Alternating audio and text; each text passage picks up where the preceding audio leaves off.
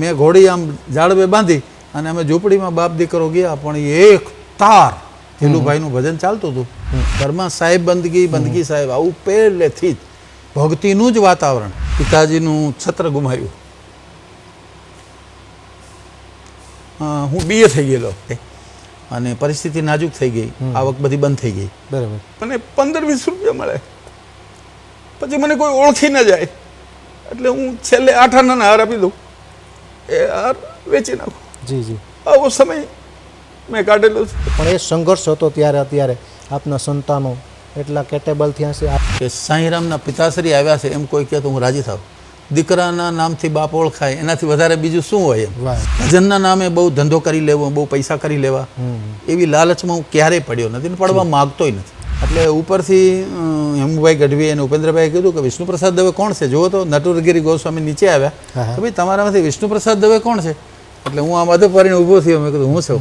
હે સખી ડંકો વાગ્યો ને હે દળું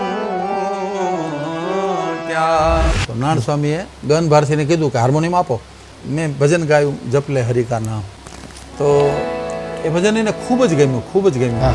જપલે હરિકા નામ.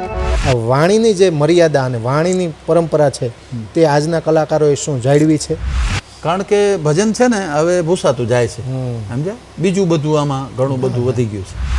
ભજન ઘટે છે, સમરણ ઘટે છે, બંદગી ઘટે છે. કોઈ પણ ભજન, કોઈ પણ ગીત એક સંદેશો આપે છે.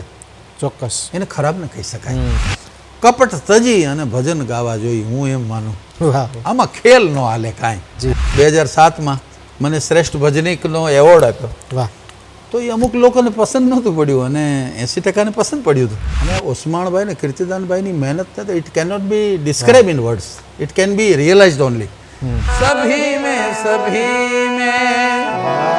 पढ़ में हूँ, प्राणों से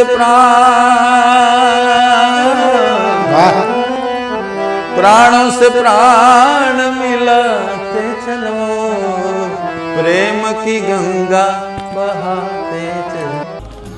On DD Bharati, India's only channel dedicated to art and culture.